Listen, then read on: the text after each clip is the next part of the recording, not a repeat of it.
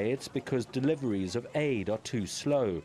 Many shops have been raided, often for food and water, or whatever bounty can be dragged away. Some have even started stealing fuel. But blocked roads mean much must be brought in by air. It's a slow process, but the need is increasingly desperate. Ben said, TRT World. We can get some analysis on this now with the seismologist Ian Stimpson joining us from Keele in the United Kingdom. Ian, thank you for joining us on TRT World. I wanted to ask you about this dispute over the tsunami warning. There was one given and then it was stopped after perhaps an hour or so.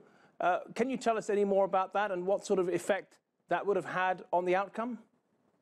Yeah, sure. My understanding is that the earthquake happened at 5 local time. A tsunami alert was issued just 5 minutes later. And the video where you see the tsunami waves coming in across the shore occurred another 3 minutes after that, after the initial warning was issued.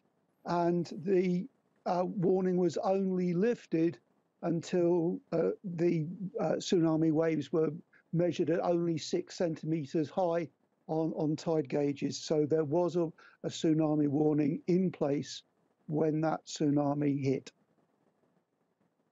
And so the impact of that then? Well, the problem with that is that with a very local generated tsunami like this one was, there is very little time to get the message out. And of course, the earthquake severely damaged things like the cell phone networks. So it's very difficult to disseminate a warning that quickly. Really, when you're if you were in charge of the system, what would you have proposed doing?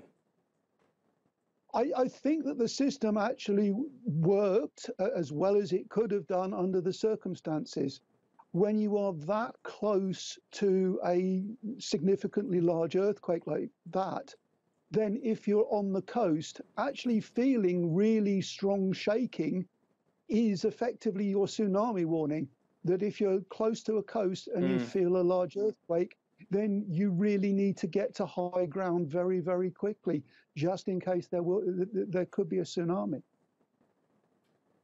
Ian, we're hearing that tremors continue. Is there a risk of another quake on the scale of Friday? Aftershock sequences are always, by their very nature, unpredictable. The usual pattern is that we will expect to have a whole sequence of earthquakes. We've had about 30 so far that have been in the range of magnitude 6 down to magnitude 4. We would expect that pattern to continue over the next few days, weeks, and possibly even months, slowly decreasing in magnitude. But the problem, of course, is that a lot of the structures have already been severely damaged by the main earthquake. So being weaker, it does make the rescue efforts really quite hazardous if you've got these magnitude 5 or so aftershocks going on. Ian Stimpson, thank you.